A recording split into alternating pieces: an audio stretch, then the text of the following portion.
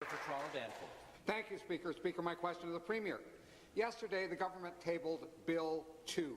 It should have been called the Bad Faith Act, because this bill gives the government the power to break its own contracts, which will have a chilling effect.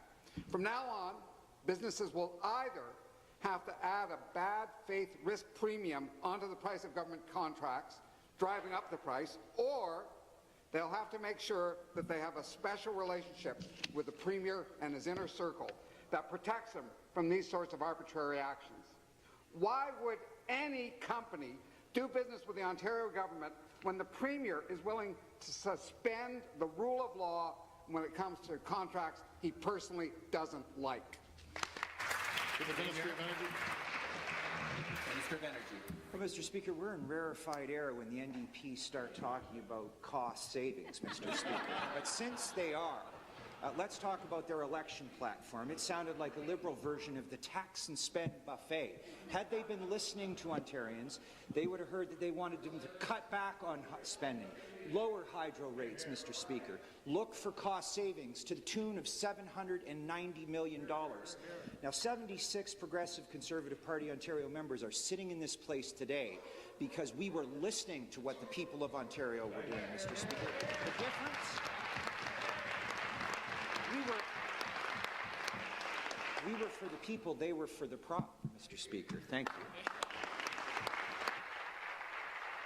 Supplementary. Thank you, Speaker. I gather the Premier doesn't want to answer the question. I'll try another tack. Bill 2 includes a bizarre clause that protects the government lawsuits from lawsuits that allege, quote, misrepresentations within the meaning of applicable securities laws, unquote. Exactly what misrepresentations has the Premier been making recently that he needs a law to protect himself from lawsuits? The members will take their seats. I'm going to ask the member for Toronto Danforth to withdraw. It's in the bill. He suggested the Premier was misrepresented. Asking the member to withdraw. Back to the Minister of Energy. Thank you, Mr. Speaker. Listen, it's been a great couple of weeks for ratepayers and taxpayers. We start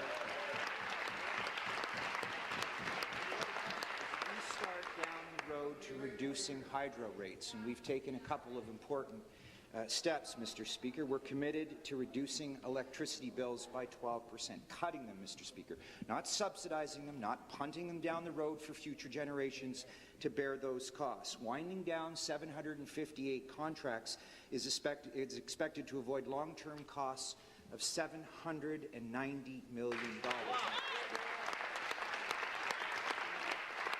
This approach, importantly, maximizes the benefits for ratepayers. We're ending the contracts where the benefits outweigh the costs, and we're safeguarding that with legislation to ensure that taxpayers realize even greater savings. Thank you, Mr. Speaker.